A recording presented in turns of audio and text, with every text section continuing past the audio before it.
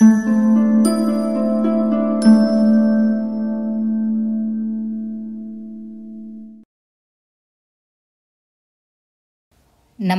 आप सबका एक बार फिर हार्दिक स्वागत है। हिंदी साहित्य के इतिहास को जानने और पहचानने का हमारा ये जो सिलसिला है यहाँ शुरू हो रहा है। वैसे हिंदी भाषा तो आप बचपन से सीख रहे होंगे। साहित्य की अलग अलग विधाएं जैसे कविता, कहानी, नाटक, उपन्यास, इन सभी का आस्वादन भी आपने कभी न कभी किया ही होगा।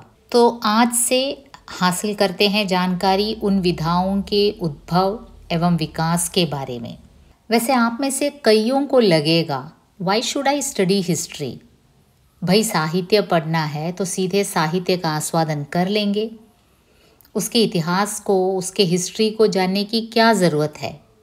और ये ज़रूरी भी है। किसी भी चीज़ को पढ़ने से पहले आपको ये जानना ज़रूरी है कि आखिर इसकी ज़रूरत क्या है। तो हम समझाते हैं हिंदी साहित्य के इतिहास को पढ़ने की ज़रूरत क्या है।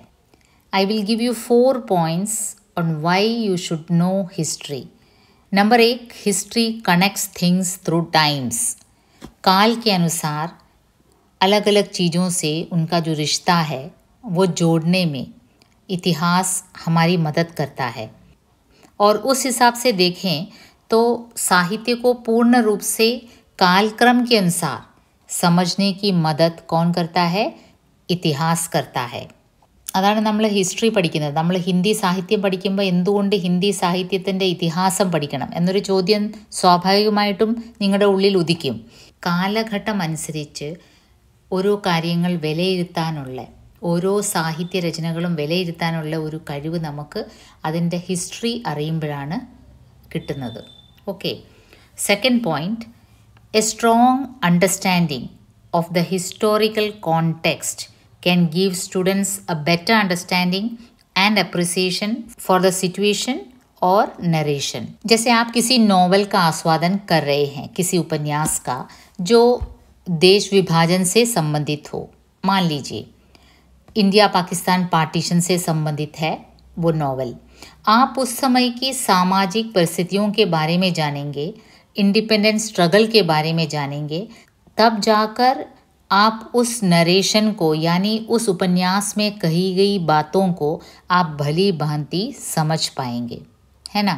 ഇൻഡിപെൻഡൻസ് സ്ട്രഗിൾ എന്തായിരുന്നെന്നും അതിൻ്റെ ആ ഒരു സാമൂഹിക പശ്ചാത്തലം എന്തായിരുന്നു എന്നറിഞ്ഞാലേ ആ കാലഘട്ടത്തിലെ കവിതയായാലും നോവലായാലും അത് നമുക്ക് പൂർണ്ണമായി മനസ്സിലാകുകയുള്ളൂ. അതുകൊണ്ട് തന്നെ ഒരു രചന അതിൻ്റെ പൂർണ്ണതയിൽ മനസ്സിലാക്കാൻ നമ്മളെ സഹായിക്കുന്നതാണ് അതിൻ്റെ history. Third point, history helps to know the socio cultural perspectives. सामाजिक सांस्कृतिक परिस्थितियों को जानेंगे तभी उस समय की रचनाओं के मर्म को समझ सकेंगे. ആ ഒരു കാലഘട്ടത്തിൽ നമ്മൾ ഏത് രചനയെ എടുത്താലും ഒരു കാലഘട്ടത്തിൻ്റെ ഉൽപ്പന്നമാണ് ആ ഒരു രചന. ഓരോ കാലഘട്ടത്തിൻ്റെ പ്രത്യേകതയാണ് ഓരോ എഴുത്തുകാരനും.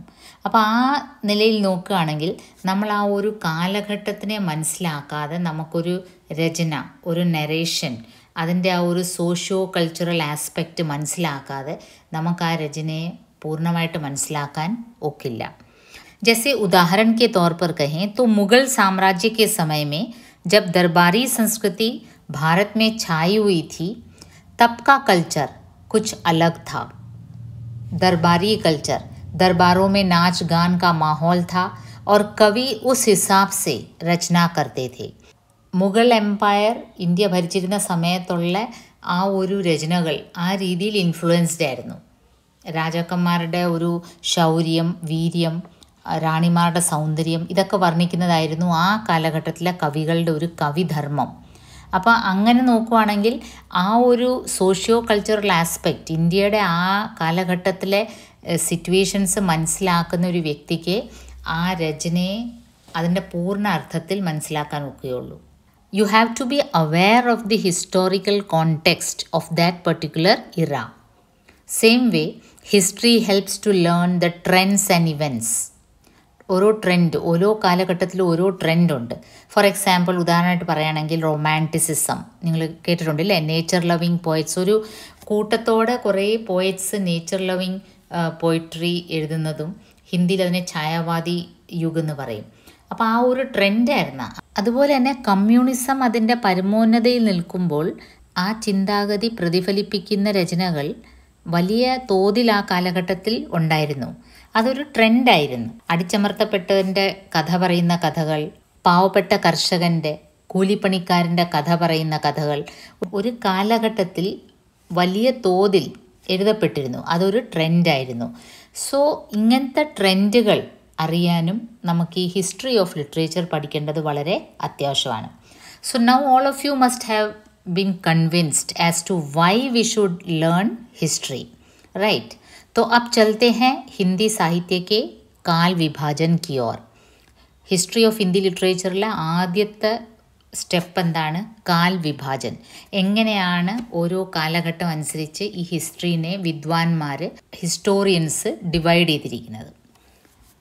ഹിന്ദി സാഹിത്യ के इतिहास की एक परंपरा है जिसे हम एक एक करके देखेंगे.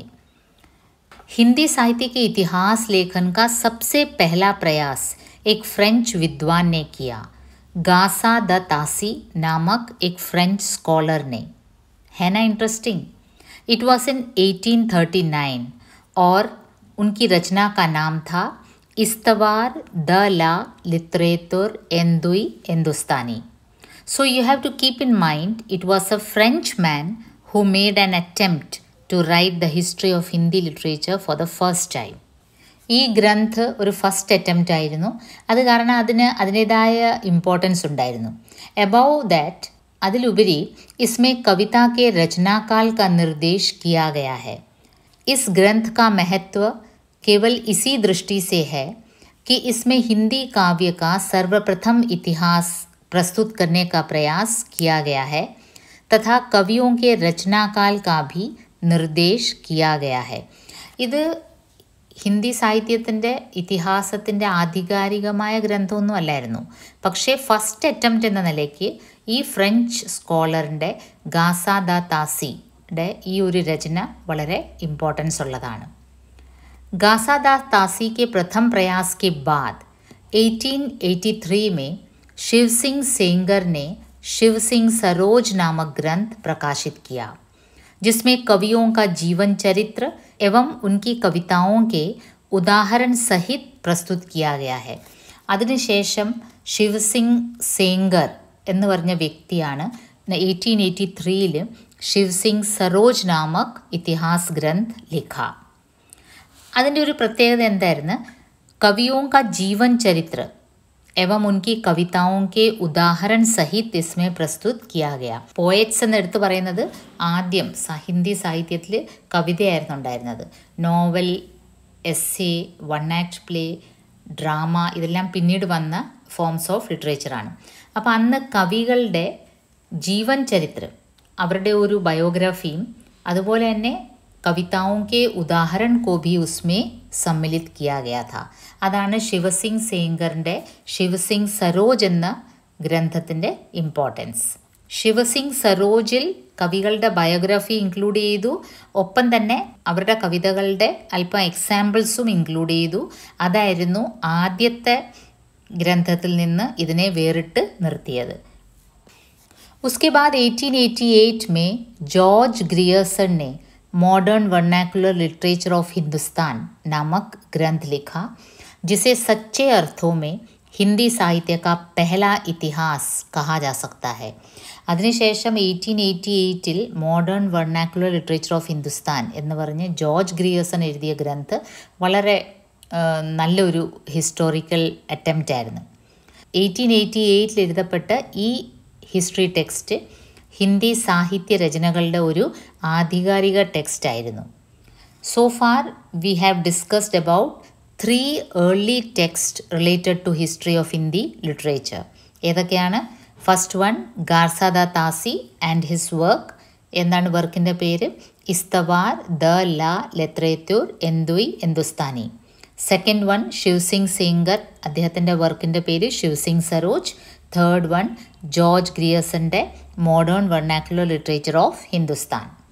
Fourth attempt was done by Mishrabandhu. मिश्रबंधुओं ने मिश्रबंधु विनोद नामक ग्रंथ 1913 में प्रकाशित किया. നോക്കിയേ, മിശ്രബന്ധുവോനെ അവർ ഗ്രൂപ്പ് ഓഫ് പീപ്പിൾ ആയിരുന്നു, ഒരു വ്യക്തിയല്ല മിശ്രബന്ധു. അതുകൊണ്ടാണ് മിശ്രബന്ധുവും എന്ന പ്ലൂറൽ യൂസ് ചെയ്തത്. आपने नोट किया होगा. यहाँ मिश्रबंधुओं क्यों मेंशन किया गया है? इसलिए कि वे 3 लोग थे, ഗണേഷ് ബിഹാരി മിശ്ര, ശുക്ദേവ് ബിഹാരി മിശ്ര ആൻഡ് ശ്യാം ബിഹാരി മിശ്ര. ഇത് നെറ്റ് കോച്ചിങ്ങിനൊക്കെ പ്രിപ്പയർ ചെയ്യുമ്പോൾ മാത്രം ഇത്രയും ഡീപ്പായിട്ട് നിങ്ങൾ അറിഞ്ഞിരിക്കേണ്ടുള്ളൂ ഈ പേരുകൾ. അതിലെപ്പോഴും ചോദിക്കാറുണ്ട് മിശ്രബന്ധു ഇതിൽ ആരൊക്കെ ഉണ്ടായിരുന്നു ഇല്ലായിരുന്നു. നിങ്ങൾ ഡിഗ്രിക്കാർ ഇത്ര അറിഞ്ഞാൽ മതി. മിശ്രബന്ധു വിനോദ് എന്ന് പറഞ്ഞ ഒരു ഗ്രന്ഥ എഴുതി, ഹിസ്റ്ററി ഓഫ് ലിറ്ററേച്ചറിനെ സംബന്ധിച്ച്. Mishrabandhu Vinod was publish in 1913 और इसमें लगभग 5000 കവിയോं को स्थान दिया गया. 5000-ഓളം കവികളുടെ ഡീറ്റെയിൽസ് ഈ മിശ്രബന്ധു വിനോദിൽ ഇൻക്ലൂഡ് ചെയ്തു. ഈ 4 ഗ്രന്ഥങ്ങൾ, ഞാൻ നേരത്തെ മെൻഷൻ ചെയ്ത 4 ഗ്രന്ഥങ്ങളുടെ പേര് നിങ്ങൾ മെമ്മറൈസ് ചെയ്യണം. ഈ 4 ഗ്രന്ഥകർത്താക്കളുടെയും പേര് നിങ്ങൾ മെമ്മറൈസ് ചെയ്യണം. ഗാസാദ താസി, ശിവസിംഗ് സേങ്കർ, ജോർജ് ഗ്രിയേഴ്സൺ ഓർ മിശ്രബന്ധു. ഇത്രയും ക്ലിയർ ആയല്ലോ. ഈ 4 ഗ്രന്ഥങ്ങളും ആദ്യത്തെ അറ്റംപ്റ്റ്സ് ആയിരുന്നു. ആദ്യത്തെ അറ്റംപ്റ്റ് എന്ന രീതിയിൽ ഇമ്പോർട്ടൻറ്റുമായിരുന്നു. പക്ഷേ ഹിന്ദി സാഹിത്യത്തിൻ്റെ ഹിസ്റ്ററിയിൽ ഒരു ചലനം സൃഷ്ടിച്ച എഴുത്തുകാരനായിരുന്നു ആചാര്യ രാമചന്ദ്ര ശുക്ല. आचार्य रामचंद्र शुक्ल हिंदी साहित्य के इतिहास लिखने वालों में एक महत्वपूर्ण स्थान रखते हैं.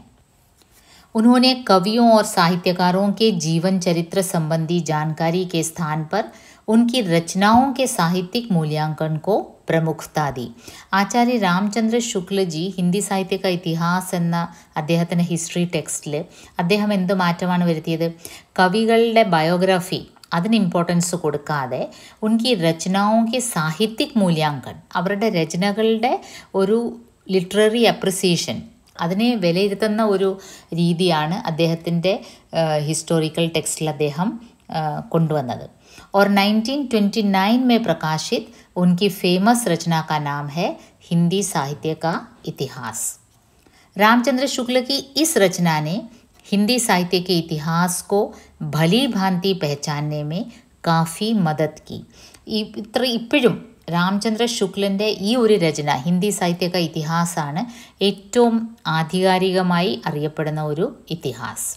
അപ്പോൾ ഇതിനു മുമ്പുള്ള ഗാസാദ താസി, ശിവസിംഗ് സേങ്കർ, ജോർജ് ഗ്രിയേഴ്സൺ, മിശ്രബന്ധു ഇവരെല്ലാം ഒരു അറ്റംപ്റ്റ് നടത്തി. പക്ഷേ ഏറ്റവും കൂടുതൽ ഇപ്പോഴും ഒരു സ്ഥാനം കിട്ടിയിരിക്കുന്നത്, ഏറ്റവും കൂടുതൽ ഇപ്പോഴും ഒരു സ്ഥാനം കിട്ടിയിരിക്കുന്നത് ഈ ഒരു ഗ്രന്ഥനാണ്. ആരുടെ? ആചാര്യ രാമചന്ദ്ര ശുക്ലിൻ്റെ ഹിന്ദി സാഹിത്യ കാ ഇതിഹാസ്. ഈ രചന പബ്ലിഷ് ആയതിന് ഒരു 100 വർഷങ്ങൾക്ക് ശേഷമാണ് ആചാര്യ ഹസാരി പ്രസാദ് ദ്വിവേദി ഹിന്ദി സാഹിത്യ കി ഭൂമിക എന്ന പേരുള്ള ഒരു ഹിസ്റ്ററി ടെക്സ്റ്റ് പബ്ലിഷ് ചെയ്തത്. സോ ഓൾമോസ്റ്റ് ഒരു 100 ഇയേഴ്സ് വരെ ആചാര്യ രാമചന്ദ്ര ശുക്ല, അദ്ദേഹം വളരെ സ്കോളർലി പേഴ്സൺ ആയിരുന്നു, വളരെയധികം ടാലൻറ്റഡും ബ്രില്യൻറ്റും ആയിരുന്നു. അപ്പോൾ അദ്ദേഹത്തിൻ്റെ ആ ഒരു വർക്ക് 100 വർഷത്തോളം ചാലഞ്ച് ചെയ്യപ്പെട്ടില്ല. അതിനുശേഷം ഡോക്ടർ ഹസാരി പ്രസാദ് ദ്വിവേദി ഹിന്ദി സാഹിത്യ കി ഭൂമിക എന്ന് പറഞ്ഞ് ഹിസ്റ്ററി ടെക്സ്റ്റ് പബ്ലിഷ് ചെയ്തു. वस्तुतः आचार्य हजारी प्रसाद द्विवेदी पहले व्यक्ति हैं जिन्होंने आचार्य रामचंद्र शुक्ल की अनेक धारणाओं और स्थापनाओं को चुनौती देते हुए सबल प्रमाणों के आधार पर खंडन किया. ഹസാരി പ്രസാദ് ദ്വിവേദിയും അതേപോലെ തന്നെ ഒരു സ്കോളർലി പേഴ്സൺ ആയിരുന്നു. ആചാര്യ രാമചന്ദ്ര ശുക്ലജിയുടെ ആ ഒരു ടെക്സ്റ്റിനെ പല രീതിയിലും അദ്ദേഹം ഈ ലിറ്ററേച്ചറിൻ്റെ ഹിസ്റ്ററിയെ കാറ്റഗറൈസ് ചെയ്തിരിക്കുന്ന കാര്യങ്ങളിനെ തർക്കിച്ചുകൊണ്ട് അതിന് പ്രൂഫ് സഹിതം മുന്നോട്ട് വന്നൊരു വ്യക്തിയാണ് आचार्य हजारी प्रसाद द्विवेदी. लेकिन इस ग्रंथ में हजारी प्रसाद द्विवेदी जी एक अलग दृष्टिकोण से हिंदी साहित्य के इतिहास को अप्रोच करते हैं और आचार्य हजारी प्रसाद द्विवेदी के साथ साथ इस क्षेत्र में अवतरित होने वाले एक अन्य विद्वान थे डॉक्टर रामकुमार वर्मा. ഒപ്പം അതേ കാലഘട്ടത്തിൽ ഡോക്ടർ രാംകുമാർ വർമ്മ എന്ന വ്യക്തിയും ഹിന്ദി സാഹിത്യ ഇതിഹാസ് ആ ഒരു ഫീൽഡിൽ വന്നു. 1938 അദ്ദേഹം ഹിന്ദി സാഹിത്യ കാ ആലോചനാത്മക് ഇതിഹാസ് എന്ന ഒരു ടെക്സ്റ്റ് പബ്ലിഷ് ചെയ്ത്. ഇന്നോൾ ഇത്രയും ഓതേഴ്സും അവരുടെ ഇതിഹാസ ഗ്രന്ഥങ്ങളും നിങ്ങൾ ഓർത്തിരിക്കണം, അറിഞ്ഞിരിക്കണം. ഒരു ക്വിക്ക് റീക്യാപ്പ് ചെയ്യാം. ഇത്രയും ഓതേഴ്സും അവരുടെ ഇതിഹാസ ഗ്രന്ഥങ്ങളും നിങ്ങൾ തീർച്ചയായിട്ടും ഓർത്തിരിക്കണം ഈ ഒരു യൂണിറ്റിൽ. എന്തൊക്കെയാണ്? ഗാസ ദ താസീക, ഇസ്തവാർ, ദ ലാ ലിറ്ററേച്ചർ എന്തോയ് ഹിന്ദുസ്ഥാനി, शिवसिंह सेंगर का शिवसिंह सरोज, मिश्रबंधु का मिश्रबंधु विनोद, जॉर्ज ग्रियर्सन का modern vernacular literature of Hindustan, Acharya Ramchandra Shukla ji का हिंदी साहित्य का इतिहास, आचार्य हजारी प्रसाद द्विवेदी जी का हिंदी साहित्य की भूमिका और डॉक्टर रामकुमार वर्मा जी का हिंदी साहित्य का आलोचनात्मक इतिहास. ഇതിൻ്റെ PDF നോട്ട്സും ഞാൻ ഇതിനോടൊപ്പം തന്നെ ലിങ്ക് പ്രൊവൈഡ് ചെയ്യുന്നതായിരിക്കും. അതുകൊണ്ട് നിങ്ങളിപ്പം വീഡിയോ കേൾക്കുമ്പോൾ ഇത് മനസ്സിലാക്കുക മാത്രം ചെയ്യുക. പിന്നീട് ഇതിൻ്റെ നോട്ട്സ് വേണ്ടവർക്ക് ഇതിൻ്റെ ലിങ്ക് ഞാൻ പ്രൊവൈഡ് ചെയ്യുന്നതായിരിക്കും. കാരണം ഇത് നിങ്ങൾക്ക് PG ലെവലിലും പിന്നെ നെറ്റ് കോച്ചിങ്ങിന് പോകുന്നവർക്കും യൂസ്ഫുൾ ആണ്. So you can use it. साहित्य के इतिहास लेखन में कई समस्याओं का सामना भी इन लेखकों को करना पड़ा. ഈ മേൽപ്പറഞ്ഞ എഴുത്തുകാർ സാഹിത്യത്തിനെ ഇങ്ങനെ ക്രമബദ്ധമായി ഓരോ കാലഘട്ടം അനുസരിച്ച് ഇങ്ങനെ ഡിവൈഡ് ചെയ്ത് അതിൻ്റെ ഓരോ ട്രെൻഡ്സ് അനുസരിച്ച് ഓരോ കാലഘട്ടത്തിന് ഓരോ പേരൊക്കെ കൊടുക്കുമ്പോൾ നാച്ചുറലി ഒരുപാട് തർക്കങ്ങൾ വരും. ഓരോരുത്തരും അവരവരുടെ ഇഷ്ടത്തിന് അവരവരുടെ രീതിയിലായിരിക്കും ഈ പേരുകൾ കൊടുക്കുന്നത്. ഓക്കെ. हर एक रचनाकार ने अपने तरीके से ही साहित्य को क्रमबद्ध किया होगा नेचुरली. ആചാര്യ രാമചന്ദ്ര ശുക്ലിൻ്റെ സ്റ്റൈലായിരിക്കില്ല ഹസാരി പ്രസാദ് ദ്വിവേദിക്ക്. നാച്ചുറലി ഡിഫറൻസ് വരും. അഭിപ്രായ വ്യത്യാസങ്ങൾ സ്വാഭാവികമായും വന്നു കാണും. അതെന്തൊക്കെയാണെന്ന് നോക്കാം. ഹിന്ദി സാഹിത്യ के इतिहास लेखन में दो मुख्य बातें विद्वानों के बीच एक समस्या बनकर खड़ी हो गई. ആദ്യത്തേത് കാലവിഭാജൻ കി സമസ്യയായി. കാലവിഭാജൻ എന്ന് പറയുമ്പോൾ ഇപ്പോൾ 15th സെഞ്ച്വറി തൊട്ട് എത്ര സെഞ്ച്വറി വരെ നമ്മൾ ആദ്യകാലമായിട്ട് എടുക്കണം, ഭക്തികാല എന്നോട്ട് എന്ന് വരെ, അങ്ങനെ കാൽവിഭാജൻ ഒരു ഇഷ്യൂ ആയിട്ട് വന്നു. പ്ലസ് ഇങ്ങനെ കാൽവിഭാജൻ ചെയ്തതിനെ എന്ത് പേരിടണം, നാമകരൺ കി സമസ്യയായി. ഒരാൾ ആദികാലിനിടും, അടുത്ത ആൾ അതിനെ വീരഗാഥാകാലിനിടും. കാരണം ആദികാലിന് പേരിട്ട ആൾ ആ കാലഘട്ടം സാഹിത്യത്തിൻ്റെ ആദ്യത്തെ കാലമായതുകൊണ്ടാണ് ആദികാലിനിട്ടത്. വേറൊരാൾ ആ കാലഘട്ടത്തിൽ വീർകാവ്യമാണ് കൂടുതൽ രചിച്ചപ്പെട്ടത്, അതുകൊണ്ട് വീർഗാഥാകാലിനിടാം. അങ്ങനെ പല തർക്കങ്ങളും വന്നു. इन दो समस्याओं को लेकर विद्वानों में मतभेद यानी ഡിഫറൻസ് ഓഫ് ഒപ്പീനിയൻ शुरू हो गया. സാഹിത്യത്തിൻ്റെ ഈ ഒരു ഹിസ്റ്ററിനെ കാറ്റഗറൈസ് ചെയ്യുമ്പോൾ നാച്ചുറലി കുറച്ച് റൂൾസ് അപ്ലൈ ചെയ്തിട്ടാണ് ഇവർ കാറ്റഗറൈസ് ചെയ്യുന്നത്. യാത്തോ സാഹിത്യക് പ്രവൃത്തി കെ നാം പർ, ഏതെങ്കിലും ഒരു ട്രെൻഡ്, ലിറ്റററി ട്രെൻഡ് ആ കാലഘട്ടത്തിലുണ്ടെങ്കിൽ അതിൻ്റെ ബേസ് ചെയ്ത് പേരിടാം. ലൈക്ക് ഛായാവാദി യുഗ് എന്ന് നമ്മൾ പറയുന്നത്, ഛായാവാദി കവിതകൾ ഒരു കൂട്ടം കവികൾ ആ കാലഘട്ടത്തിൽ എഴുതിയിട്ടുണ്ട്, അതുകൊണ്ട് അതിനെ ഛായാവാദി യുഗ് എന്ന്, അല്ലെങ്കിൽ റൊമാൻറ്റിസിസം അങ്ങനെ, അല്ലെങ്കിൽ പ്രഗതിവാദി യുഗ്, അങ്ങനെ ട്രെൻഡ് അനുസരിച്ച് പ്രവൃത്തി അനുസരിച്ച് പേരിടാം. ചില കാലഘട്ടത്തിനെ ശാസക് ഓർ ഉസ്കെ ശാസൻ കാൽ കെ അനുസാർ, ആരാണ് ആ സമയത്ത് റൂളർ, ആ കാലഘട്ടത്തിനെ ബേസ് ചെയ്തും ലിറ്ററേച്ചറിൽ അങ്ങനെ പേര് വീഴാറുണ്ട്. ലൈക്ക് എലിസബത്തൻ ഏജ് അല്ലെങ്കിൽ വിക്ടോറിയൻ ഏജ്, അങ്ങനെ ഇംഗ്ലീഷ് ലിറ്ററേച്ചറിൻ്റെ അങ്ങനെ ഡിവൈഡ് ചെയ്തിട്ടുണ്ട്. അല്ലെ പിന്നെ ലോക് നായക് ഓർ ഉൻകെ പ്രഭാവ് കെ ആധാർ പർ, ലൈക്ക് ഗാന്ധി യുഗ് എന്ന് പറയും, അല്ലെ രവീന്ദ്രനാഥ് ടാഗോറിൻ്റെ യുഗ് അങ്ങനെ പറയാം. അല്ലെ പിന്നെ രാഷ്ട്രീയ സിറ്റുവേഷൻ അനുസരിച്ച്, പൊളിറ്റിക്കൽ സിറ്റുവേഷൻ അനുസരിച്ച് സ്വാതന്ത്ര്യോത്തർ കാൽ, സ്വതന്ത്രതാ പൂർവ്വ കാൽ, അങ്ങനെയും കാലഘട്ടത്തിനെ ഡിവൈഡ് ചെയ്യാം. ചില കാലഘട്ടത്തിനെ സാഹിത്യകാർ കെ പ്രഭാവ് കെ അനുസാർ, ജैसे ഏതെങ്കിലും ഒരു കാലഘട്ടം ഒരു പർട്ടിക്കുലർ എഴുത്തുകാരൻ വളരെയധികം ഫേമസ് ആയിട്ടുണ്ടായിരുന്നെങ്കിൽ ആ കാലഘട്ടം അദ്ദേഹത്തിൻ്റെ പേരിൽ തന്നെ ഡെഡിക്കേറ്റ് ചെയ്യും. ഫോർ എക്സാമ്പിൾ പ്രേംചന്ദ് യുഗ് എന്ന് പറയാറുണ്ട്, പ്രേംചന്ദോത്തർ യുഗ്, ആ ഒരു പ്രേംചന്ദിന് അത്ര ഇമ്പോർട്ടൻസ് ഉണ്ടായിരുന്നു. ഭാരതേന്ദു യുഗ്, അങ്ങനെ വ്യക്തിയുടെ പേരിലും ചില യുഗ് नामकरण ചെയ്യപ്പെട്ടിട്ടുണ്ട്. तो इस प्रकार विद्वानों में इस काल विभाजन को लेकर तर्क वितर्क हुआ और वो स्वाभाविक भी था. ഒരു ഉദാഹരണം പറയുകയാണെങ്കിൽ ഹിന്ദി സാഹിത്യത്തിൻ്റെ ഇതിഹാസത്തിലെ ആദ്യത്തെ കാലിൻ്റെ പേര് വെച്ച് തന്നെ പറയാം. ആദികാലാണ് നമ്മളിപ്പോൾ പഠിക്കുന്നത്. मिश्रबंधुओं ने हिंदी साहित्य के इतिहास के प्रथम काल को प्रारंभिक काल नाम दिया. मिश्रबंधु प्रारंभिक काल എന്ന പേര് കൊടുത്തത്. हजारी प्रसाद द्विवेदी ने आदि काल नाम दिया.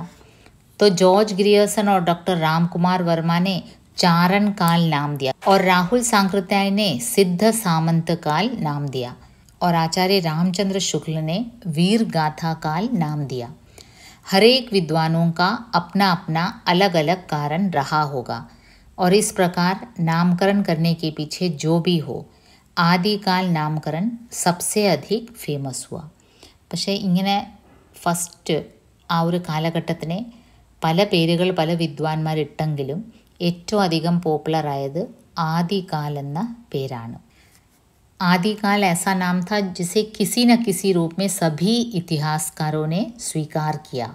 आदिकाल नामकरण से हिंदी साहित्य के इतिहास की भाषा, भाव, विचार आदि से संबंध सभी बातें एकदम से व्यक्त हो जाती है, क्योंकि आदिकाल नाम से भाषा और साहित्य की आरंभिक अवस्था का बोध होता है। आदिकाल എന്ന് കേൾക്കുമ്പോൾ തന്നെ ഒരു ശൈശവം ഇല്ലേ, ആദികാൽ ആ ഒരു ബോധം എല്ലാവർക്കും മനസ്സിലാവും. അതുകൊണ്ട് തന്നെ ആദികാൽ ഏറ്റവും പോപ്പുലർ നെയിമായി. അങ്ങനെ ഇൻ ഷോർട്ട് ഹിന്ദി സാഹിത്യ കാ ഇതിഹാസ് ഈ ഒരു ടേബിൾ നിങ്ങൾ ഓർത്തിരിക്കണം. BA ഹിന്ദി ലിറ്ററേച്ചർ പഠിക്കുന്ന ഒരു കുട്ടി തീർച്ചയായിട്ടും മനഃപ്പാഠമാക്കേണ്ട ഒരു കാര്യമാണ്. ആദികാൽ എന്ന് പറയുമ്പം 1050 to 1375 ഈസ്വി ഈ ഒരു കാലഘട്ടം അപ്രോക്സിമേറ്റ് ഇതാണ്. ഭക്തികാൽ എന്ന് പറയുമ്പോൾ 1375 to 1700 ഈസ്വി. രീതികാൽ എന്ന് പറയുമ്പോൾ 1700 to 1900. ആധുനിക് കാൽ എന്ന് പറയുമ്പോൾ 1900 സെ അബ് തക്. അപ്പോൾ ഈ ഒരു ടേബിൾ നിങ്ങൾ എന്തായാലും മെമ്മറൈസ് ചെയ്യണം. അതുപോലെ ഇതിൽ പറഞ്ഞ രചനകളുടെ പേരും ഓതേഴ്സിൻ്റെ പേരും എല്ലാമാണ് നിങ്ങൾക്ക് നെറ്റ് എക്സാമിന് വരെ ചോദിക്കുന്നത്. ഇത് ഫർദർ സ്റ്റഡീസിനൊക്കെ ആഗ്രഹമുള്ളവർ ഇതെല്ലാം മെമ്മറൈസ് ചെയ്ത് പോവുക. ഡിഗ്രി പഠിക്കുമ്പം തന്നെ ബേസ് ഉറപ്പായിട്ട് പോയാൽ, കാരണം നെറ്റ് എക്സാമിൻ്റെ നട്ടെല്ലാണ് ഹിന്ദി സാഹിത്യ കാ ഇതിഹാസ്. ഹിന്ദി സാഹിത്യ കാ ഇതിഹാസ് നേരെ ചൊവ്വേ പഠിക്കുന്ന കുട്ടിക്ക് നെറ്റ് എക്സാം തീർച്ചയായിട്ടും ക്ലിയർ ചെയ്യാൻ പറ്റും. അതുകൊണ്ട് നിങ്ങൾ ഫസ്റ്റ് ഇയർ സ്റ്റുഡൻസ് ആണ്, അത് മനസ്സിൽ വെച്ചുകൊണ്ട് ഇത് ആസ്വദിച്ച് പഠിക്കുകയാണെങ്കിൽ ഇത് നിങ്ങൾ ക്രമേണ മനസ്സിലാക്കിക്കൊണ്ട് പോവും, മെമ്മറൈസ് ചെയ്തുകൊണ്ട് പോവും. तो आने वाले वीडियोस में उन पर चर्चाएं होंगी. जुड़े रहिए, मस्त रहिए. बाय.